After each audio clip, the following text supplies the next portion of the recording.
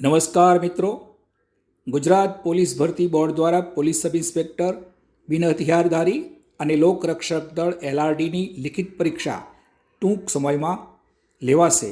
આ પરીક્ષામાં ભારતના બંધારણ ઉપર સારા એવા ગુણનું વેઇટેજ અપાયેલ છે. તેથી ઉમેદવારોને માહિતી, જાણકારી અને માર્ગદર્શન મળી રહે એ હેતુસર આ વિડીયો ભારતના બંધારણ ઉપર બનાવેલ છે. અપેક્ષા છે ઉમેદવારોને તે ખૂબ ઉપયોગી થશે. મિત્રો, આજે આપણે ભારતના બંધારણના ભાગ 5 પર વાત કરીશું. ભારતના બંધારણના ભાગ 5માં અનુચ્છેદ 52 થી 121માં સંઘ સરકારની જોગવાઈ છે. તેમાં સંઘ સરકારના વડા તરીકે સર્વોચ્ચ પદે રાષ્ટ્રપતિ છે અને રાષ્ટ્રપતિના નીચે ઉપરાષ્ટ્રપતિ અને રાષ્ટ્રપતિના નીચે સીધા જ વડાપ્રધાન અને તેમની કારોબારી, સંસદ, ન્યાયતંત્ર અને કોમ્પ્ટ્રોલર એન્ડ ઓડિટર જનરલ એટલે કે CAG છે. તેમાં આજે આપણે રાષ્ટ્રપતિની જોગવાઈ બંધારણમાં અનુચ્છેદ 52 થી 62માં કરાયેલ છે તે પૈકીના અનુચ્છેદ 54 અને 55 વિશે વાત કરીશું. અનુચ્છેદ 54 અને 55 એ રાષ્ટ્રપતિની ચૂંટણી અંગેની જોગવાઈ છે.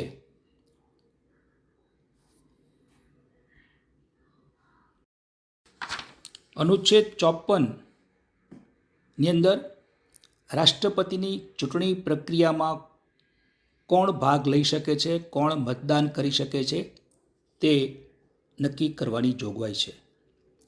ભારત એક પ્રજાસત્તાક દેશ હોવાથી રાષ્ટ્રપતિ સીધા જનતા દ્વારા નહીં પણ જનતાના ચૂંટાયેલા પ્રતિનિધિ દ્વારા ચૂંટાય છે.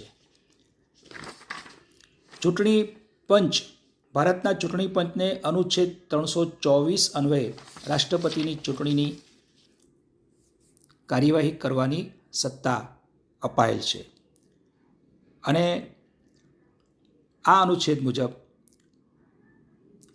રાષ્ટ્રપતિની ચૂંટણી માટે એક નિર્વાચક મંડળ, અનુચ્છેદ 54 અન્વયે એક નિર્વાચક મંડળ જેને ઇલેક્ટોરલ કોલેજ કહેવામાં આવે છે તે બનાવવામાં આવે છે. નિર્વાચક મંડળમાં સંસદના બંને ગૃહોના ચૂંટાયેલા સભ્યો એટલે કે લોકસભાના ચૂંટાયેલા સભ્યો, રાજ્યસભાના ચૂંટાયેલા સભ્યો, રાજ્યોના વિધાનસભાઓના ચૂંટાયેલા સભ્યો, ભારતના તમામ રાજ્યોની વિધાનસભા જેને લેજિસ્લેટિવ એસેમ્બલી કહેવામાં આવે છે તેના ચૂંટાયેલા સભ્યો MLS તેમજ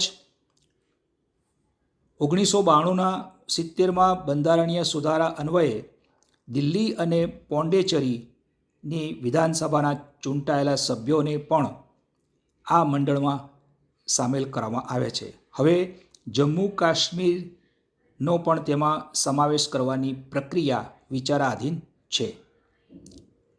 આમાં અમુક સભ્યોને મતદાનનો અધિકાર નથી, તે ધ્યાને લેવું જરૂરી છે. રાષ્ટ્રપતિ દ્વારા લોકસભા કે રાજ્યસભામાં જે સભ્યોની નિમણૂક સાહિત્ય, કલા, વિજ્ઞાન ક્ષેત્રના નિષ્ણાંતોની કરવામાં આવી હોય છે તેઓ રાષ્ટ્રપતિની ચૂંટણીમાં મતદાન કરી શકતા નથી. રાજ્યોમાં એવી જ રીતે વિધાન પરિષદમાં જે સભ્યોને રાજ્યપાલે આવી જ રીતે નિમણૂક કરેલી હોય છે એટલે કે નિમાયેલા જે વિધાનસભાના સભ્યો છે વિધાન પરિષદના, તે આમાં મતદાનનો ભાગ લઈ શકતા નથી.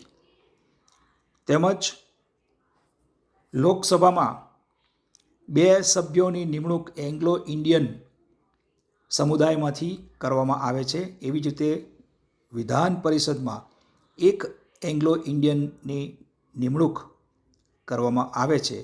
તે પણ આમાં મતદાન કરી શકતા નથી. આમ આ અનુચ્છેદ સુનિશ્ચિત કરે છે કે રાષ્ટ્રપતિ માત્ર કેન્દ્ર સરકારના જ પ્રતિનિધિ નથી, પરંતુ સમગ્ર રાષ્ટ્રના રાજ્યો સહિતના પ્રતિનિધિ છે, કારણ કે તેમાં રાજ્યોના ધારાસભ્યોનો પણ સમાન હિસ્સો છે. આમ અનુચ્છેદ 54 એ નિર્વાચક મંડળ એટલે કે કોણ મત આપશે તેની ચર્ચા કરે છે, જોગવાઈ છે.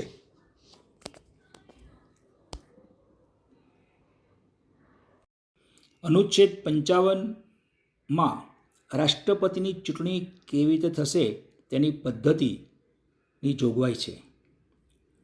આપણે અગાઉ વાત કર્યા મુજબ ભારતના ચૂંટણી પંચને અનુચ્છેદ 324 અન્વયે રાષ્ટ્રપતિની ચૂંટણી કરવાની પ્રક્રિયા કરવાની સત્તા અપાયેલ છે. આ ચૂંટણી પદ્ધતિ વિશ્વની સૌથી જટિલ ચૂંટણી પ્રક્રિયાઓમાંની એક છે, કારણ કે તેનો હેતુ તમામ રાજ્યો વચ્ચે સમાનતા અને કેન્દ્ર રાજ્યો વચ્ચે સંતુલન જાળવવાનો છે.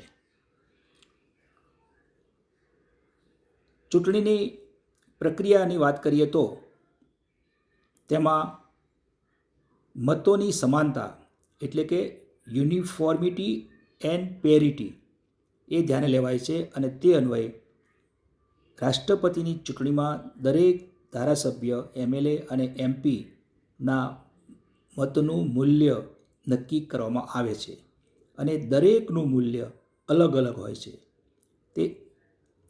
તે એક વ્યક્તિ એક મતના સાદા સિદ્ધાંત પર નથી, પણ વસ્તીના આધારે નક્કી કરવામાં આવે છે. જે તે રાજ્યની વસ્તીના આધારે નક્કી કરવામાં આવે છે. ધારાસભ્યના મતનું મૂલ્ય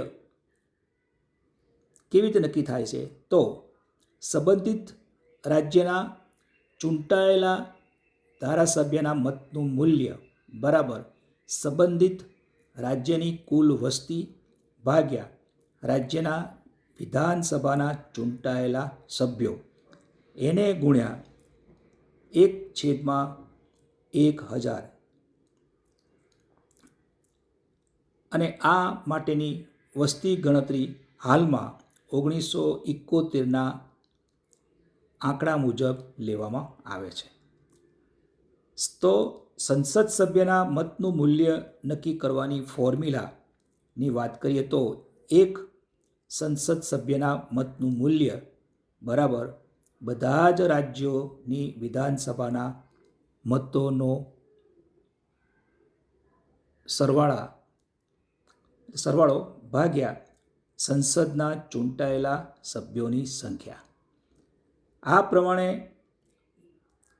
ધારાસભ્યો અને સંસદ સભ્યોના મતનું મૂલ્ય નક્કી કરવામાં આવે છે, અને ત્યાર પછી આ નિશ્ચિત તારીખે મતદાન થાય ત્યારે તેમાં રાષ્ટ્રપતિની ચૂંટણીમાં પ્રમાણસર પ્રતિનિધિત્વની એકલ સંક્રમણીય મત પદ્ધતિ એટલે કે સિંગલ ટ્રાન્સફરેબલ વોટ સિસ્ટમ દ્વારા થાય છે. અહીં જે તે મતદારે એક વ્યક્તિને મત આપવાનો હોતો નથી, પરંતુ ઉમેદવારોને પોતાની પસંદગી પ્રેફરન્સ આપવાની હોય છે. એટલે કે પસંદગીમાં 1, 2, 3 એમ પર નંબર આપવાના હોય છે. એટલે એક કરતાં વધારે ઉમેદવારો ઊભા હોય તો તેમને 1, 2, 3 એમ પસંદગી આપવાની હોય છે.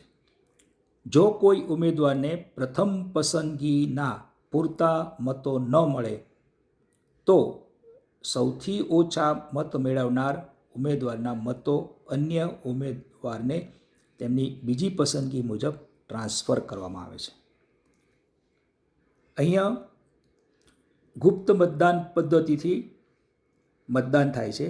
એટલે કોઈ પણ રાજકીય પક્ષ પોતાના સભ્યોને કોઈ ચોક્કસ ઉમેદવારને મત આપવા માટે વ્હીપ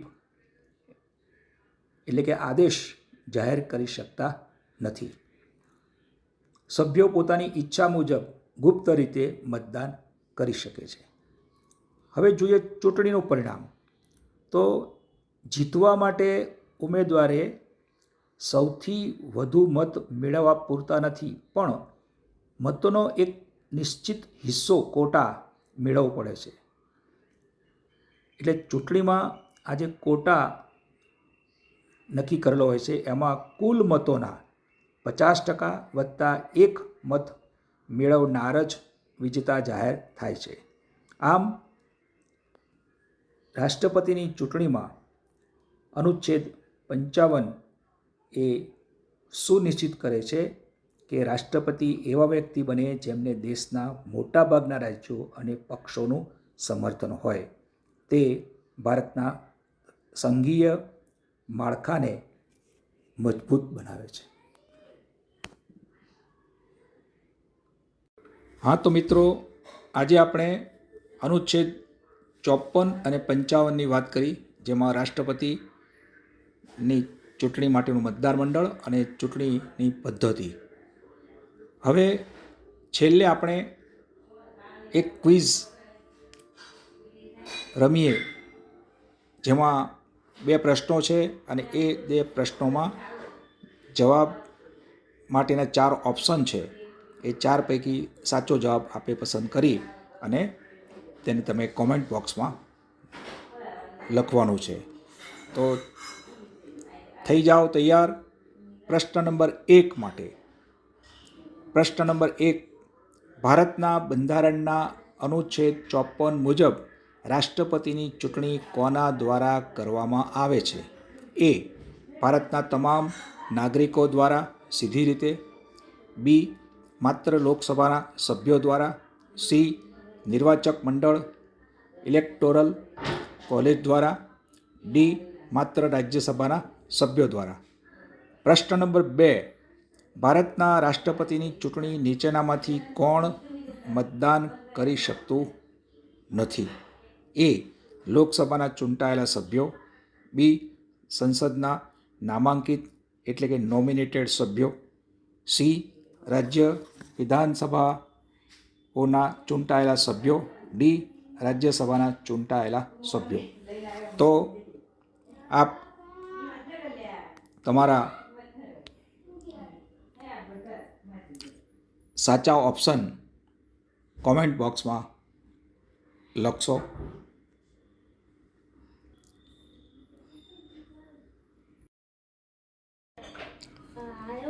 તો મિત્રો, આજે આપણે ભારતના બંધારણના ભાગ 5માના અનુચ્છેદ 54 અને 55ની વિગતવાર ચર્ચા કરી. આપનો ખૂબ ખૂબ આભાર. આ વિડીયો પસંદ આવે તો આપ લાઈક કરજો, શેર કરજો અને જરૂર જણાય તો કોમેન્ટ કરજો. અને અમારી આ ચેનલને સબસ્ક્રાઈબ ન કરી હોય તો સબસ્ક્રાઈબ કરજો, જેથી અમારા આગામી વિડીયો આપની પાસે સરળતાથી પહોંચી જાય. ધન્યવાદ.